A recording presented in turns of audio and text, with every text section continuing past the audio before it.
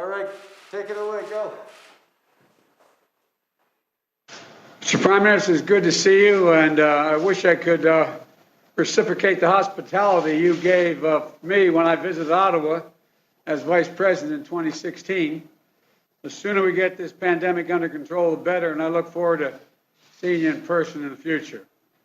As you know, to state the obvious, we had a private talk about this a little while ago.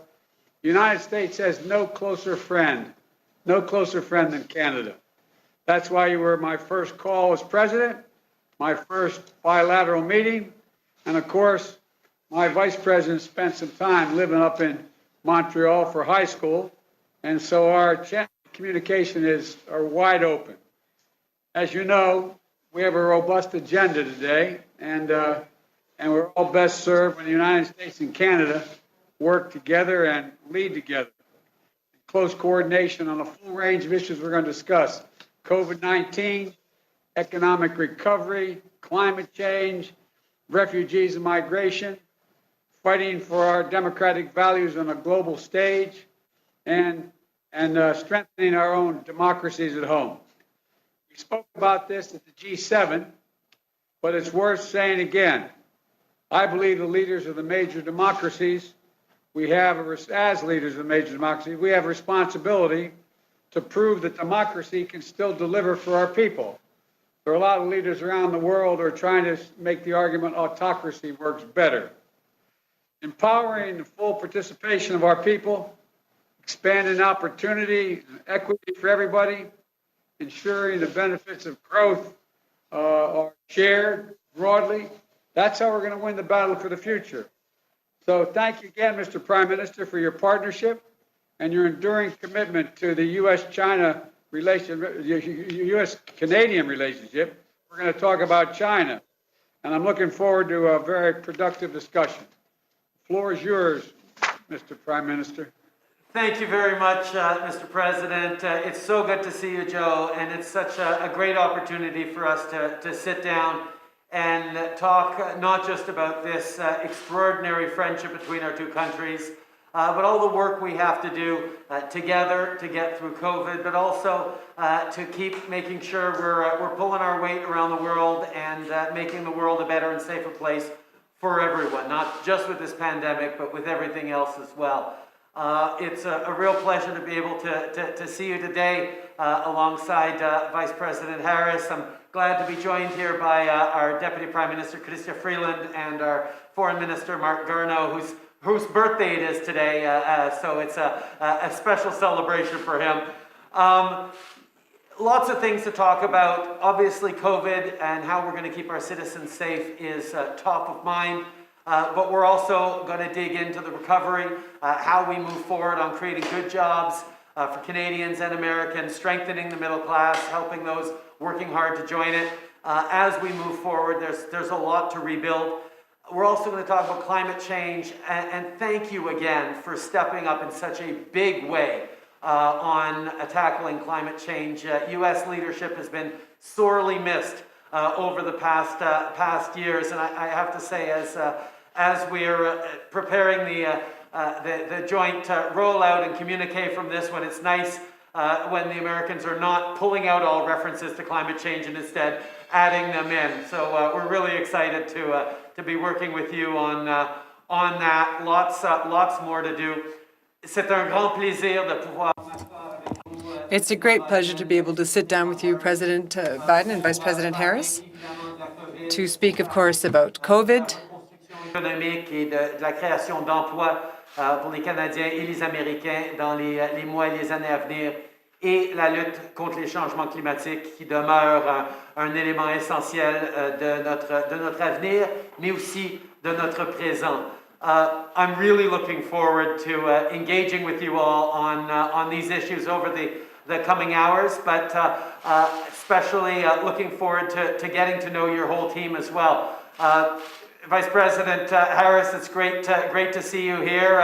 I'll turn it over to you now. Thank you, Mr. Prime Minister. It is good to see you. It was good to speak to you on the 1st of February. And as the President said, I spent many of my teenage years living in Montreal when my mother was teaching at McGill University, and doing her research at the Jewish General Hospital there. So I have fond memories of my time in Montreal, and it certainly left me with a lasting impression about how much our two countries have in common in terms of shared values and priorities. And as the President has said, we have a lot to do, each of us, and together we can do a lot of it in addressing COVID, in addressing the impact of the pandemic on our countries, looking at where we have possibilities to work together, not only in terms of the public health and economic struggles of our country, but also what we have in terms of shared values around addressing the challenges of climate change.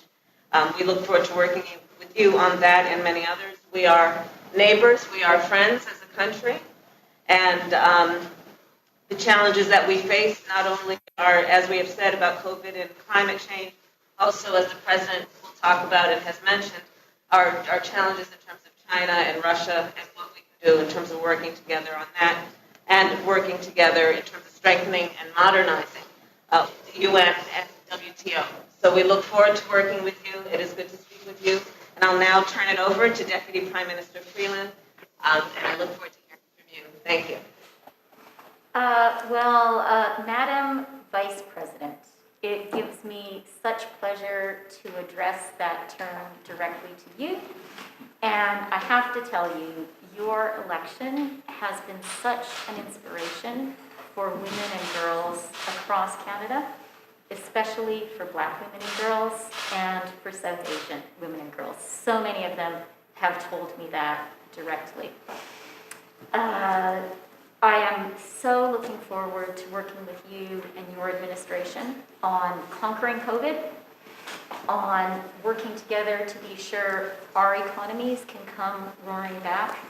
I couldn't agree more with what the President said, that we have a real responsibility now, all of us, to show that democracy can deliver for our people, for Canadians, for Americans, and for the whole world. And with the friendship of everyone in this room, in that virtual room, I am pretty confident we're going to do it. Madame Vice-Présidente, que ce soit votre tante à Mississauga ou vos amis anciens à Montréal, tous les Canadiens sont si fiers de vous. Et quand le COVID-19 nous le permettra, ce sera un grand plaisir pour moi de vous accueillir encore une fois au Canada. J'ai lu votre autobiographie excellente et je dois vous confier une chose. Et c'est que je suis aussi une anglophone et je suis d'accord avec vous que c'est difficile d'apprendre le français, mais ça vaut la peine. Bienvenue, Madame la Vice-Présidente.